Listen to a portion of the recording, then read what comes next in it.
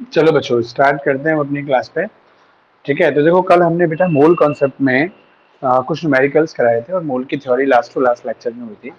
तो वो मोल की बेसिक थ्योरी क्या है बेटा कि हमारे पास कोई भी सब्सटेंस जो सॉलिड हो, लिक्विड हो, गैस हो, या तो हम उसको मास में वे करते हैं या वॉल्यूम में वे करते हैं। और कुछ स्पेसिफिक मास में या वॉल्यूम में उस मैटर के कितने नंबर ऑफ पार्टिकल्स आए हैं। ठीक है, अगर मैटर एटम से मिलकर बना हुआ है तो कितने एटम है। अगर हमारा जो सब्सटेंस है वो मॉलिक्यूल से मिलकर बना हुआ है तो उसमें कितने नंबर ऑफ मॉलिक्यूल्स हैं।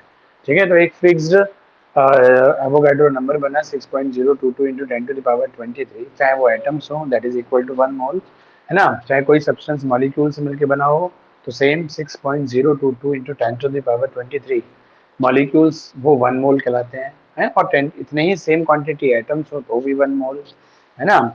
इतने गधे इकट्ठे कर दो तो वो भी क्या कहलाएंगे, 1 मोल गधे। समझ में आ गया नहीं।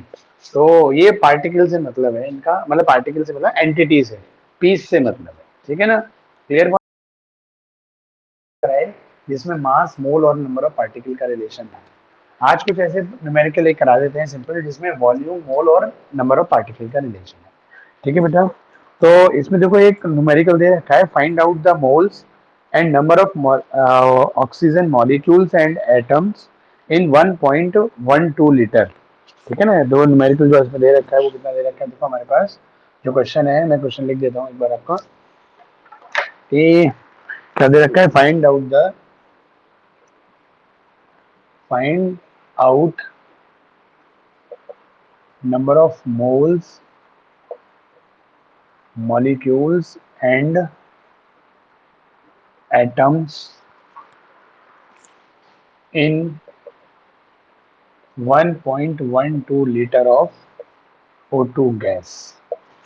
ठीक है, ऑक्सीजन गैस नहीं, O2 नहीं है, O3 है बेटा, है ना, O3, है ना। STP इन एट STP, हाँ, एट STP। तो वो तो भी देखो कंडीशन, स्टैंडर्ड टेम्परेचर, प्रेशर दे रखी है। Clear point.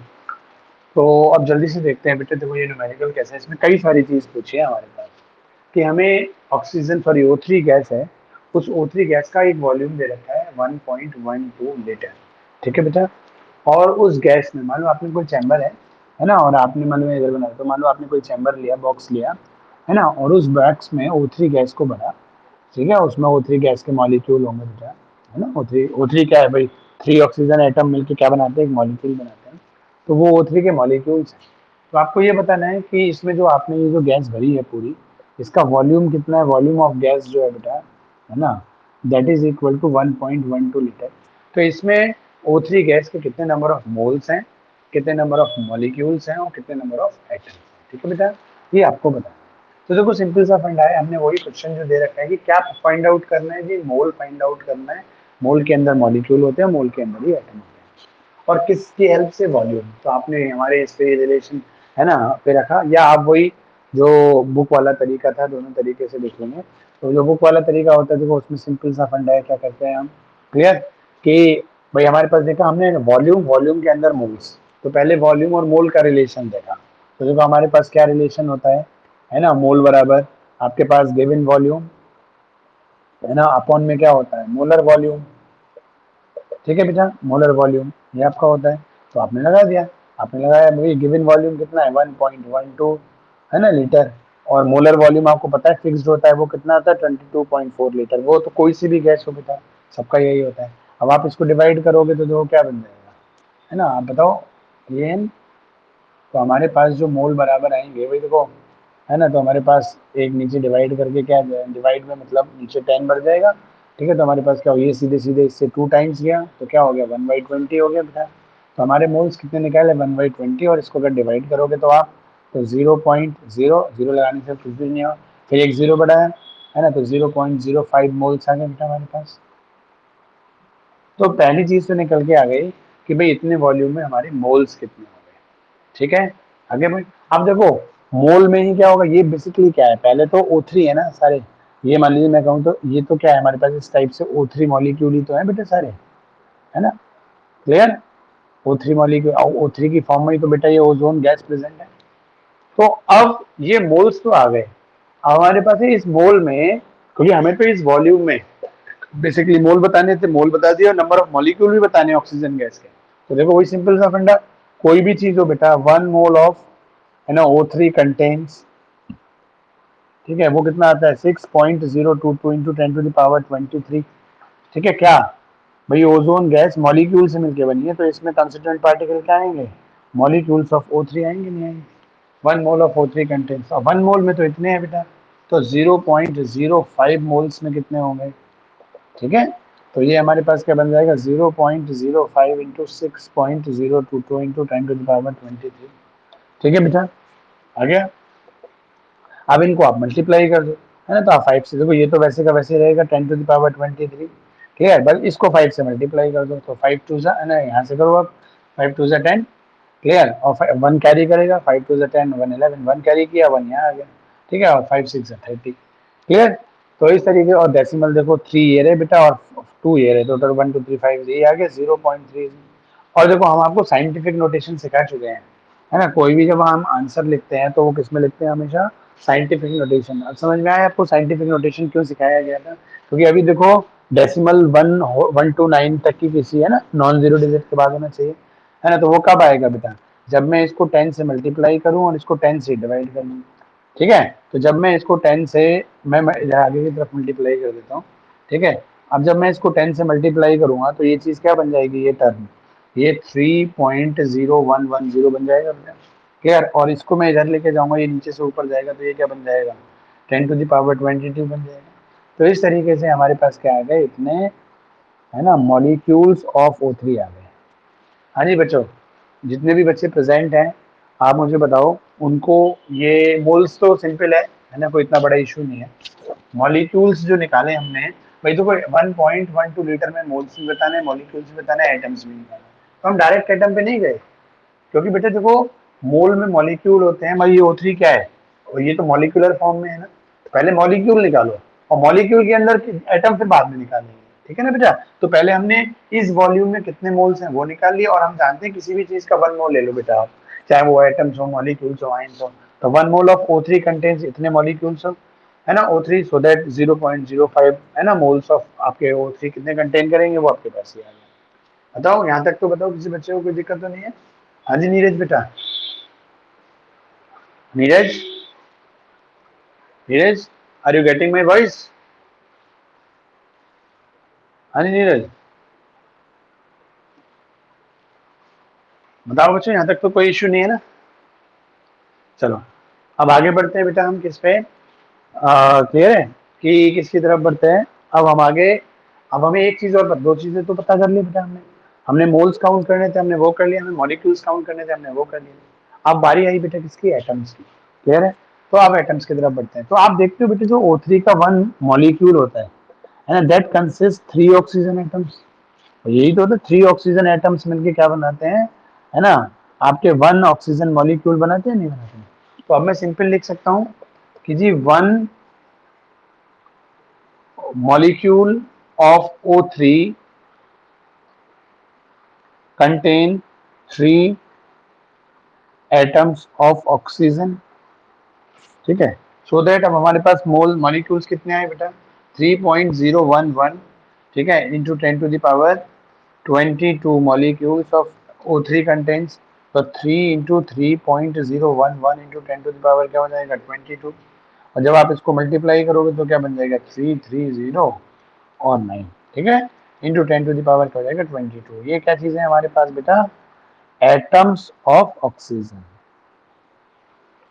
ठीक है, क्लियर है पॉइंट। हाँ जी बच्चों बताओ, कोई बड़ा इशू, बहुत सिंपल सिंपल न्यूमेरिकल होते हैं ये। पता नहीं लोगों के दिमाग में 9th क्लास से, मतलब मैं देखता हूँ 11th क्लास में जब बच्चे आते हैं, अभी तो बेटा आप लोग, हम मतलब फेस टू फेस इंटरेक्शन नहीं कर पा रहे, मतलब मैं आपसे फेस टू फेस इंटरेक्शन नहीं कर पा रहा, लेकिन जब मैं देखता हूँ क्लास में बच्चे जब 11th में आते हैं और मोल के जब ये फर्स्ट चैप्टर में न्यूमेरिकल आते हैं, तो आधे से ज्यादा बच्चों के दिमाग में पता नहीं मोल के न्यूमेरिकल के नाम पे एक डर बैठा हुआ होता है, पहले ही सोच लेते हैं पता नहीं गलत हो जाएगा, सही होगा कि नहीं होगा। तो आप बताओ इसमें क्या मतलब हार्डनेस है ना। आज प्रीति नहीं आई, आज क्या बात है भाई, प्रीति नहीं है ना आज? है नहीं है, मुस्कान है, और आज वो भी नहीं है, वंदना, हाँ जी जानवी बेटा, ये समझ में आया आपको? चलो अच्छी बात है। तो उसको दर्पण दर्पण को भी डिस्कस कर लेना, दर्पण को भी ये चीज आती है नहीं आती है? आती होगी, पूछ लेना एक बार, आसपास ही तो रहते हो। हैं? उसे ऐसे ये वाला सवाल करके दे देना, केवल उसको एक सवाल सवाल दे देना। क्या ये मत तरीका होता है पूछने का, पूछने का तरीका ऐसा होना चाहिए, भैया ये वाला सवाल दिया था सर ने, ये हुआ नहीं थोड़ा, है ना, एक बार बताओ ना कैसे होगा। ये नहीं कि कि तुझ पे आता है कि नहीं आता है? ऐसे मत पूछना, तो वो सामने वाला समझ जाता है कि अच्छा इसको आता है, ये मुझसे पूछना चाह रहा है। पूछने का स्टाइल ऐसा होना चाहिए ना, सामने वाला समझ ही नहीं पाए कि हमें आता है कि नहीं आता है। चलो, तो इस तरीके से, हाँ जी बेटा ईशा समझ में आया। चलो अच्छी, ईशा कल परसों आप आए थे, क्या हो गया, तबीयत खराब चल रही है? ओ, तो बाद में रिकॉर्डेड देख लेते हो कि नहीं? हाँ रिकॉर्डेड जरूर देख लेना बेटा, ठीक है। चलो, और तो और तुम्हारे घर के सामने वाले वो मोहन भैया ठीक ठाक हैं? हाँ, उनसे कह देना अंकुर सर याद कर रहे थे, ठीक है ना, कहना एक बार कॉल करने अंकुर सर को। हाँ ठीक है जी। चलो बच्चों, तो अब अपने देखो एक और न्यूमेरिकल इसी टाइप के बेटा, मोल के कुछ न्यूमेरिकल और हैं, जिससे हमने देखा कि वॉल्यूम का रिलेशन मोल से आया, मोल से मॉलिक्यूल पूछ लिए, मॉलिक्यूल से एटम पूछ लिए, और बेटा एटम के अंदर इलेक्ट्रॉन भी तो होते हैं। अब इसी चीज पे एक क्वेश्चन और बन सकता है हमारा बेटा, वो मैं इस इधर कोने में करके दिखा दूंगा, ठीक है। तो अब यही होता है एग्जाम में, इतना बड़ा क्वेश्चन तो नहीं आता, वो छोटे छोटे पूछ लेता है ना। वो यही पूछ लेता सीधे बेटा आपसे कि how many number of electrons are present in 1.12 litre of ozone. Point, मतलब क्वेश्चन यहाँ पे क्या हो जाता है, सिंपल, ये सारी चीजें हटा दो यहाँ से, या मैं चलो इसी में पीछे ऐड कर देता हूं एक, ठीक है ना, atoms and electrons in 1.102 litre. अब देखो सीधा सा फंडा, आपके सोचने का नजरिया क्या होना चाहिए, अगर इलेक्ट्रॉन के लिए मान लो केवल इलेक्ट्रॉन ही दिया हुआ आता, ये कुछ नहीं दिया हुआ आता, मोल्स मॉलिक्यूल एटम, आपको केवल केवल और पेपर में क्या आता कि how many number of electrons are present in 1.12 litre of ozone, तो आपके सोचने का नजरिया क्या होना चाहिए, भाई इलेक्ट्रॉन किस में मिलता है, एटम में, मतलब इलेक्ट्रॉन से बड़ा कौन, देखो सोचने का नजरिया इस टाइप से, इलेक्ट्रॉन जी किस में मिलता है, इलेक्ट्रॉन तो जी एटम में मिलता है। एटम किस में मिलता है, ओजोन के, ओजोन को सोचते हुए कि ओजोन तो एक गैस है, और गैस में क्या होता है, मॉलिक्यूल, है ना। तो ओजोन का क्या होता है बेटा, मॉलिक्यूल होता है O3, और उसमें क्या होते हैं, 3 ऑक्सीजन एटम होते हैं, और एटम में क्या होता है, इलेक्ट्रॉन होता है। तो पता है अप्रोच क्वेश्चन को करने से पहले सबसे पहले इंपॉर्टेंट होता है उसको क्वेश्चन की लैंग्वेज को पढ़ के ये समझना कि हमें कैसे करना है, सर जो हमें दे रखा है और जो निकालना है उसका ट्रैक क्या है, सर में सबसे पहले शांत मन से, है ना, हमें ये सोचना चाहिए बेटा, ठीक है ना। तो हमने देखा जी इलेक्ट्रॉन पूछ रहा है, हमें पता है इलेक्ट्रॉन किस में होते हैं जी, एटम में होते हैं, और एटम किस में होता है, O3 का केस, ठीक है। अगर मान लो वो कह देता है कॉपर एटम, है ना, वो कॉपर की शीट है, मान लो कॉपर का वायर है, तो वहां पे हम क्या कहते हैं, इलेक्ट्रॉन, इलेक्ट्रॉन किसमें है, एटम, वहां एटम पे ही रुक जाती कहानी, वहां मॉलिक्यूल में नहीं जाती, क्योंकि हमें पता है कॉपर का वायर है, कॉपर की शीट जो होती है उसमें केवल और केवल उसके कॉन्स्टिट्यूएंट पार्टिकल कौन होते हैं, एटम, तो वहां हम केवल एटम निकालते हैं और एटम में इलेक्ट्रॉन निकाल देते हैं। लेकिन O3 क्या है, गैस, गैस क्या है, मॉलिक्यूलर फॉर्म, तो मॉलि है ना, तो अब आगे समझ में, तो आपके पास देखो जो हमारे पास O3 गैस है ना, उसका वॉल्यूम कितना है, 1.12 लीटर। तो देखो क्वेश्चन को करने का तरीका क्या है, भले ही आपको ये कुछ नहीं पूछा आपसे, तो आप क्या निकालोगे पहले, ये 1.12 लीटर में कितने मॉलिक्यूल्स हैं, और जो मॉलिक्यूल आएंगे उसमें कितने ऑक्सीजन के एटम है, और जब एटम आ गए तो देख लेंगे भाई हम एक ऑक्सीजन एटम में कितने इलेक्ट्रॉन होते हैं बेटा, आप मुझे बताओगे, how many number of electrons are present in one oxygen atom, 8 या 16? हाँ, एटॉमिक नंबर के इक्वल होते हैं बेटा हमारे क्या, नंबर ऑफ प्रोटॉन, प्रोटॉन के बराबर इलेक्ट्रॉन, तो 8 इलेक्ट्रॉन होते हैं। तो अब देखो हमारे क्वेश्चन करने का अप्रोच समझे कि 1.12 लीटर में हमारे मॉलिक्यूल्स कितने बेटा, इतने, वन मॉलिक्यूल में एटम कितने हैं बेटा हमारे, 3, क्लियर, और टोटल इतने मॉलिक्यूल में कितने एटम हो गए ऑक्सीजन के, इतने। तो कहने का मतलब हमारे पास 1.12 लीटर में जो एटम है वो कितने हैं जी, इतने एटम है। अब हम जानते हैं क्या, कि वन एटम, अब आप सिंपल कर सकते हो ना, देखो बेटा कि वन एटम ऑफ ऑक्सीजन, मैं शॉर्ट में लिख देता हूँ, थोड़ा छोटा छोटा जा रहा है ना आपको। One atom of oxygen contain, मैं कंटेन वंटेन ये इधर उधर वाली लैंग्वेज नहीं लिख रहा, ठीक है ना, तो ऐसे लिख देता हूँ कि one atom of oxygen contain आपके कितने 8 इलेक्ट्रॉन्स, ठीक है, चलो कंटेन लिख ही देता हूँ फिर आप, कंटेन 8 इलेक्ट्रॉन्स, ठीक है बेटा, सो दैट अब हमारे पास कितने नंबर ऑफ एटम्स है बेटा 9.033 into 10 to the power 23 atoms हैं, तो उसमें कितने होंगे, तो हम क्या करेंगे आप खुद ही बताओ, 9.033 into 10 to the power 22 into 8, ये हो जाएगा, तो आप अब 8 से मल्टीप्लाई कर दो, तो आपके पास क्या बन जाएगा, ठीक है, इंटू में क्या आ जाएगा 8, अब 8 से मल्टीप्लाई 8 3 जा, आपके पास कितना होता है 24, है ना, कैरी टू 8 3 जा 24 और 2 26, और 8 9 जा 72, है ना, यही बनता है। अब आप डेसिमल 3 के बाद डेसिमल आ जाएगा, तो आपके पास कितने हो गए 72.264 हो गए इंटू 10, अच्छा देखो एक गलती कर दी हमने, यहाँ कितने थे एटम्स 10 to the power 22 ही तो थे, हम वहां लिखते हुए 23 हो गए, तो ये हमारे पास 9.033 into 10 to the power 22 into 8, है ना, तो ये भी हमारे पास क्या रहेगा 22। अब देखो वही, इसको साइंटिफिक नोटेशन में करने के लिए क्या है, हम इसको 10 से मल्टीप्लाई कर देते हैं और 10 से ही क्या कर देते हैं बेटा, हम इसको डिवाइड कर देते हैं, क्लियर, तो वो हमारा साइंटिफिक नोटेशन में आ जाएगा। अब देखो इसको मल्टीप्लाई, हम पहले इसको डिवाइड करेंगे तो हमारे पास क्या बन जाएगा 7.2264, और इसको इससे मल्टीप्लाई करेंगे तो क्या बन जाएगा into 10 to the power 23 electrons, ठीक है, तो देखो मैंने एक ही क्वेश्चन में आपको 4 क्वेश्चन करा दिए, सही है, ये अच्छे से नोट कर लेना, एक ही क्वेश्चन सब पे भारी है।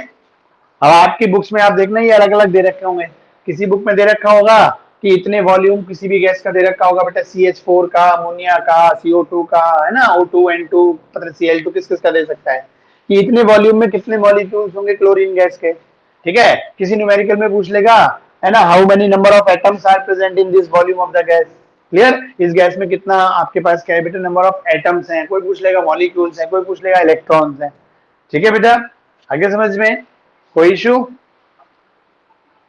और अगर देखो यहीं पर कोई आयन आ जाए बेटा आपके पास, अगर कोई आयन आ जाए तो आप क्या करोगे, ठीक है, जैसे अभी देख रहे हो वन ऑक्सीजन जो एटम है ना, उसमें हमारे पास 8 इलेक्ट्रॉन है, अगर यही काम मैं आयन में कर दूं, ठीक है, जैसे मान लो NH4 आयन कर दूं मैं, सेम है ना, तो मान लो मेरे पास NH4 आयन है, आपको उसका निकालना है, तो आप क्या करोगे, आप 1 NH4 आयन के इलेक्ट्रॉन निकाल लो, तो 1 NH4 आयन के कैसे निकलेंगे, N में कितने इलेक्ट्रॉन होते हैं बेटा 7, 4 हाइड्रोजन है तो उसमें 4, तो 7 और 4 कितने हो गए 11, और 1 प्लस है बेटा NH4 1 पॉजिटिव, तो 11 में मैं 1 ऐड करूं या 1 रिजेक्ट करूं बेटा, हाँ जी देव, देव देव देव बताएगा बेटा, बेटा NH4 आयन है देखो ये वाला, ठीक है, इधर साइड में लिख देता हूं,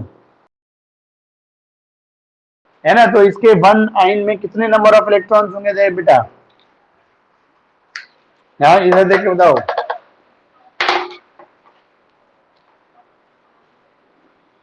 1 इलेक्ट्रॉन होगा पूरे NH4 आयन में, देखो अच्छा ऐसे तुम मुझे मैं बोलते जा रहा हूँ वो बता जवाब देते जाना, N में इलेक्ट्रॉन कितने होते हैं टोटल नाइट्रोजन में, नाइट्रोजन की वैलेंस शेल में कितने होते हैं बेटा,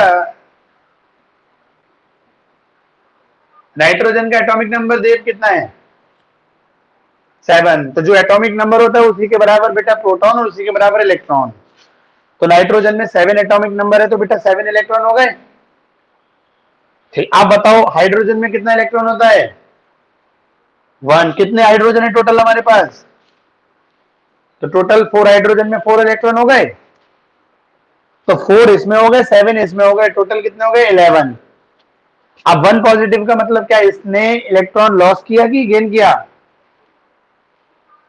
लॉस किया, तो 11 में से 1 कम कर दो, तो कितने बचे 10, आगे सब बच्चों निकालना, ठीक है, ऐसे अगर बेटा यहाँ पे नेगेटिव आ जाता 1%, आता नहीं है समझाने के लिए कर रहा हूं, मान लो इस पे 1 नेगेटिव आ जाए तो देव टोटल इलेक्ट्रॉन कितना जाते हैं इसमें फिर 12, आगे नहीं समझ में, हाँ तो देखो बेटा कोई भी चीज हो, है ना।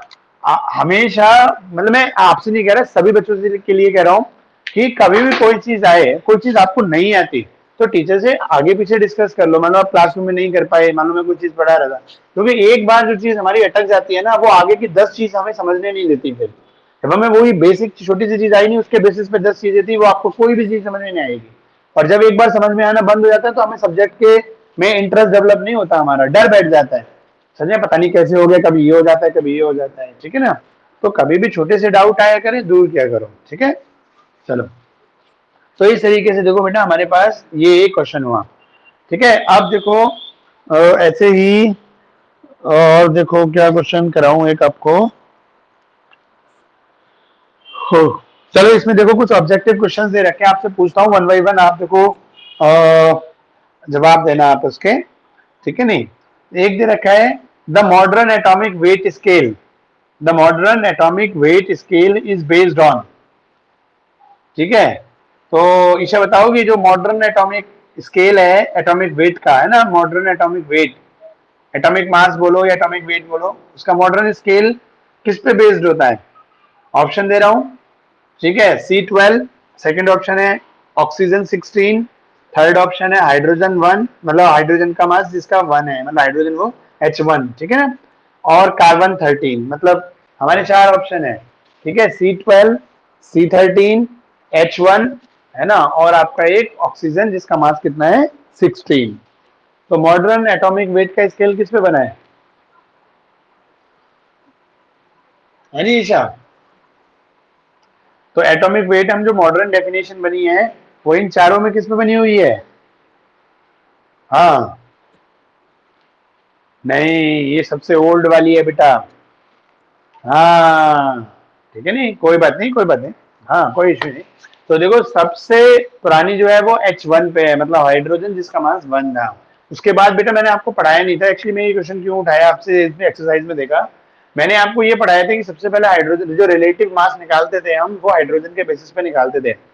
देन उसके बाद हम रिलेटिव मास मैंने सीधे कार्बन का बताया। लेकिन एक चीज और है बेटा, कि बीच में कार्बन से जब समय आगे बढ़ा, कार्बन की वो सॉरी हाइड्रोजन से जब टाइम आगे बढ़ा, तो पहले बीच में हाइड्रोजन को रिप्लेस किया था ऑक्सीजन ने, ठीक है, O16 ने, क्लियर। और फिर O16 आज उसको रिप्लेस करके हम किसके बेसिस पे रिलेटिव मास निकालते हैं, कार्बन 12 के बेसिस पर, C12 के बेसिस पर, ठीक है। तो ये मुझे बीच में ये कड़ी छूट गई थी, ये भी बतानी थी आपसे, ठीक है। नहीं कि हम सबसे पुराना तरीका क्या है, कि ओल्ड वे, जिसमें हम किसी भी एलिमेंट के एटम का वेट बताते हैं, that is on the basis of hydrogen जिसका मास 1 हो, देन ऑक्सीजन जिसका मास 16 हो, और उसके आज हम किसके बेसिस पे बताते हैं, है ना, C12 के बेसिस पे, ठीक है। चलो, इसके बाद देखो, इसमें दे रखा है gram atomic weight of oxygen, ठीक है, जिससे पूछूं वही बताना। Gram atomic weight of oxygen क्या होगा, 4 ऑप्शन है, ठीक है। 16 AMU, अगला है 16 ग्राम, ठीक है, नहीं, और एक है 32 AMU, और एक है 32 ग्राम। हाँ जी आदित्य, बताओगे। ग्राम एट हाँ, दोबारा बोल रहा हूँ, ध्यान से सुनो सारे बच्चे, gram atomic weight of oxygen. और देखो सारे बच्चे, जब भी ये लाइव क्लास लिया करो, साथ में एक रफ कॉपी और पेन भी साथ में लिया बैठा करो साथ में, ठीक है ना, जैसे क्लासरूम में होती है। अब ऐसी कोई चीज मुझे आगे पूछने वाली है, आप तुरंत उसको लिख लो, क्योंकि सुनने में क्या होता है, आधी चीज आती है और आधी चीज समझ में नहीं आती, ऊपर से निकल जाती है, ठीक है ना। चलो, तो gram atomic weight of oxygen is, ठीक है, 16 AMU, 16 ग्राम, 32 AMU और 32 ग्राम। इन चारों में से बेटा कौन सा है। हाँ, gram atomic weight of oxygen 16 ग्राम, हाँ ठीक है ना बेटा, क्योंकि देखो वो ऑक्सीजन है अकेला, तो अकेला जब ऑक्सीजन होता है तो वो एज ए एटम काउंट होता है, ठीक है। और जब बेटा हमारे पास ऑक्सीजन गैस अगर वो बोलता, तो यही चीज हमारी क्या हो जाती, 32 ग्राम हो जाती, ठीक है ना बेटा, याद रखना इस चीज को। वैसे इसने तो ऑप्शन बिगिनर बॉक्स 1 है, अच्छा ओके ओके, तो बिगिनर बॉक्स 1 के आंसर्स कहाँ दे रखे हैं। एक मिनट, एक बार चेक और करते हैं, ठीक है ना बेटा। बिगिनर बॉक्स 1, हाँ 2 ही दे रखे, मतलब वही 16 ग्राम, ठीक है ना। तो जब अकेला ऑक्सीजन, अकेली हाइड्रोजन, अकेली क्लोरीन हो बेटा, तो वो याद रखना है, एज ए एटम काउंट करना। Oxygen gas, O2 gas, N2 gas, Cl2 gas इस टाइप से दे रखा है, तो आपको N2 O2 है ना, Cl2 ये काउंट करना, ठीक है बेटा। कई न्यूमेरिकल में बच्चों का ये गलत हो जाता है इसी तरीके से। चलो इसके बाद देखो बेटा हमारे पास क्या है, मॉलिक्यूलर वेट ऑफ SO2 है, तो आप काउंट कर लोगे। एक अगला क्वेश्चन है, ध्यान से सुनना, जिससे बोलूं वही बताएगा, ये दीप बताएगा, मतलब दीपेंद्र नाम है, क्या नाम है तुम्हारा, दीपांशु नाम है? हाँ जी बेटा, दीपांशु नाम है, दीपेंद्र नाम है? कहाँ गायब हो भाई? हाँ जी चिंकी, अच्छा आ गया आ गया, हाँ जी ठीक है बेटा। ध्यान, क्या नाम है तुम्हारा, दीपांशु? हाँ, कम्युनिकेशन प्रॉब्लम हो रहा है शायद, जानवी बताएगी, ठीक है जानवी। हाँ अगला क्वेश्चन सुनो, वो हमारे पास है 1 AMU इज इक्वल टू, ठीक है, पहला ऑप्शन बोल रहा हूं 1/12 ऑफ C12, सेकेंड ऑप्शन है 1/14 ऑफ O16, अगला ऑप्शन है 1 ग्राम ऑफ हाइड्रोजन, मतलब 1 ग्राम ऑफ H2, ठीक है, और फोर्थ ऑप्शन है 1.66 इंटू 10⁻⁻24 kg। दोबारा बोलूं जानवी ऑप्शन? हाँ हाँ बोलो बोलो। हाँ 1/12 है ना, ऑफ C12, ठीक है नहीं, यही 1 AMU होता है। चलो जी, और इस तरीके से बेटा, वैसे मैंने तुम्हें ये जो एलन की शीट भेजी थी उसी के क्वेश्चन बोल रहा हूँ, ठीक है ना। हाँ बोलो बोलो।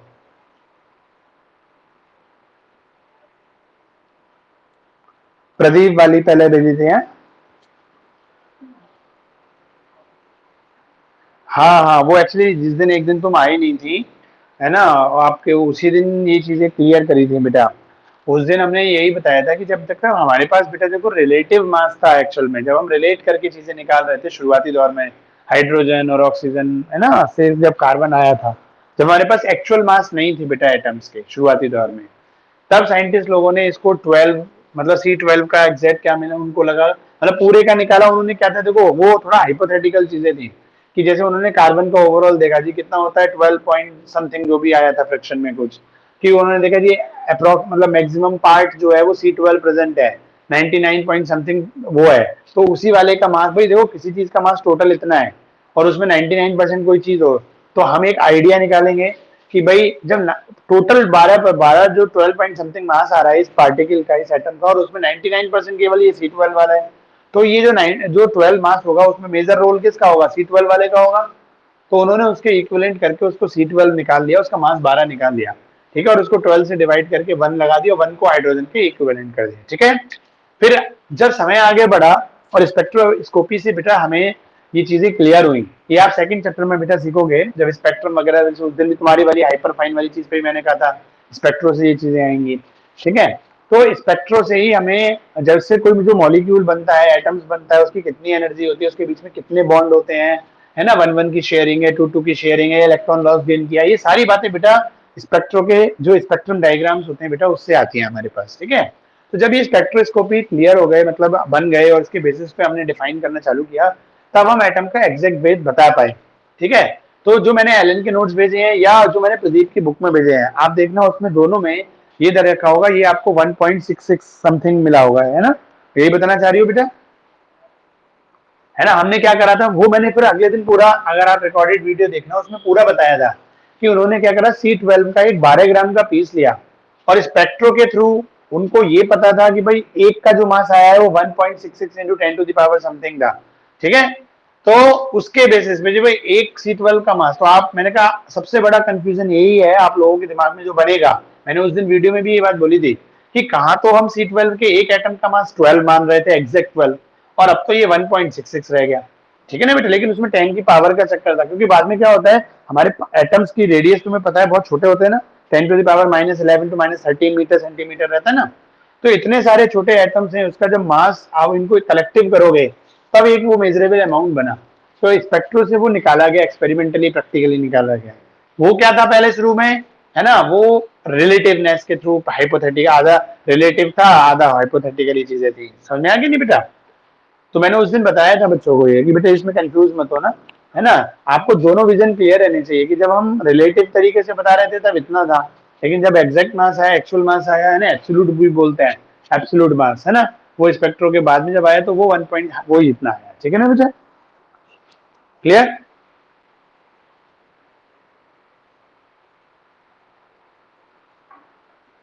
नहीं तो वो क्वेश्चन की लैंग्वेज पढ़ना बेटा, ठीक है, नहीं वो क्वेश्चन की आप लैंग्वेज पढ़ना, तो वो उस पर डिपेंड करेगा। अगर बेटा, और नहीं तो मॉडर्न ही अब चलेगा फिर, क्योंकि देखो करंट में अगर उसने लैंग्वेज में क्लियर नहीं किया है, ठीक है ना, वो ये बोले कि what is the mass of one atom of C12 इन, है ना, रिलेटिव एटॉमिक मास, ठीक है, तो रिलेटिव एटॉमिक मास बोले तो आप उसको 12 बोलोगे, ठीक है ना।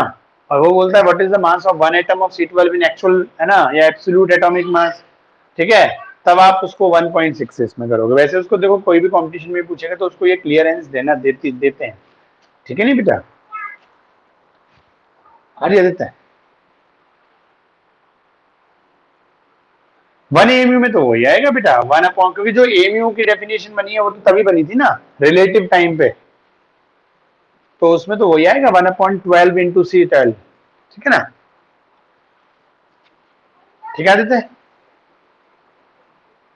हम्म, चलो, और देखो हम भी इसी AMU से पढ़ के आए हैं। नहीं ये AMU नहीं है, वो मार्च वाला AMU है, वो दूसरा AMU है। चलो, तो और बताओ बच्चा, आप लोगों को कुछ पूछना हो तो बताओ, मेरी तरफ से तो जो मोल, हाँ एक चीज और बोलनी थी, जो बेटा मैंने आपको मोल के नोट्स भेजे थे एलन के, बहुत सारे मोल कॉन्सेप्ट तक के, और प्रदीप के जो आज भी भेजूंगा थोड़े बहुत सेम टॉपिक तक के, मैं दोनों बुक्स के भेजा करूंगा, ठीक है ना बेटा। वो डिस्क्रिप्टिव थोड़ा पढ़ने के लिए हो जाएंगे एलन के शॉर्ट में, और लिखने के लिए भी, और थोड़ा शॉर्ट में पढ़ने के लिए भी जाएंगे। तो देखो इसमें कुछ न्यूमेरिकल हमारे मोल कॉन्सेप्ट के बेटा डेंसिटी पे बेस्ड है ना, वेपर डेंसिटी और डेंसिटी पे बेस्ड भी है, ठीक है, वो मैं अभी आपको नहीं करा रहा हूँ, क्लियर। क्योंकि देखो बोर्ड एग्जामिनेशन तक में, बोर्ड तक +2 क्लास तक में जो क्वेश्चंस होते हैं बेटा मोल कॉन्सेप्ट के, उनमें वेपर डेंसिटी पे बेस्ड क्वेश्चन नहीं है, ठीक है ना बेटा। तो जैसे होता है ना density equal to mass upon volume, वैसे कोई हार्डनेस नहीं है बेटा। आप सोचो आपको किसी चीज का वॉल्यूम दिया है ना, और आपको उसकी डेंसिटी दे दी, तो आप उसका मास निकाल सकते हो, या मास भी दे दिया वॉल्यूम दे दिया तो डेंसिटी निकाल सकते हो, ठीक है नहीं बेटा। तो उसमें वही करते हैं, डेंसिटी दे रखी होती है, मास दे रखा होता है, तो वॉल्यूम निकाल लेते हैं उस सब्सटेंस का, और वॉल्यूम आते ही मोल कंसेप्ट पूरा चालू हो जाएगा। या डेंसिटी दे रखी है, वॉल्यूम दे रखा है, तो मास निकाल दिया तो वो मास वाला मोल कंसेप्ट चालू हो जाएगा। अरे अरे अरे क्या हो गया? हाँ जी जानवी क्या हुआ? तो क्या, तो पॉइंट समझे बेटा। तो वो डेंसिटी के बेसिस पे भी हम क्या कर सकते हैं, तो और जो डेंसिटी होती है वो जनरली सॉलिड और लिक्विड्स पे होता है। अब अगर हम किसी लिक्विड सब्सटेंस को बेटा हीट कर दे तो उसकी वेपर्स बन जाएंगी, समझ में आएगी बेटा। तो गैसेस और वेपर्स के केस में हम क्या निकालते हैं, वेपर डेंसिटी निकालते हैं। तो वो भी वो 2 इंटू मॉलिक्यूलर मास करके होता है उसका फॉर्मूला, तो आप उसके फॉर्मूले देखिएगा बस, है ना। न्यूमेरिकल करना चाहो कर सकते हो, कोई इशू नहीं है, बट अभी मैं उनको करा नहीं रहा क्योंकि बेटा वो 11th और 12th लेवल पर बिल्कुल नहीं आते, ठीक है नहीं, कंपटीशन में आते हैं, तो वो इसीलिए मैंने भेज भी दिए। मैंने कहा जिस बच्चे का पढ़ने का मन होगा, ठीक है नहीं, वो एलन के नोट्स में थे, तो मैंने वो पेपर डेंसिटी डेंसिटी वाला जो लास्ट के 1-2 पेजेस हैं वो भेज भी दिए, आप उनको पढ़ो, ऐसे कोई इशू नहीं है, ठीक है। लेकिन मैंने ऑन बोर्ड उसको क्लियर नहीं किया अभी, ठीक है, क्यों नहीं किया, क्योंकि वो अभी कॉम्पिटिशन में है ना। 12th तक में जो हमारे सॉल्यूशन का चैप्टर है बेटा, उसमें मोलैरिटी मोल ये पूरा यूज में आएगा, वहां भी अभी तक तो बेटा कोई भी ऐसा न्यूमेरिकल नहीं आया जिसमें वेपर डेंसिटी के बेसिस पे वॉल्यूम या मास निकालना हो, ठीक है ना बेटा, इसलिए मैंने स्किप कर दिया। चलो ठीक है, ठीक है बच्चों, ओके बेटा, तो आप 1 बाई 1 क्विक कर दीजिए आप।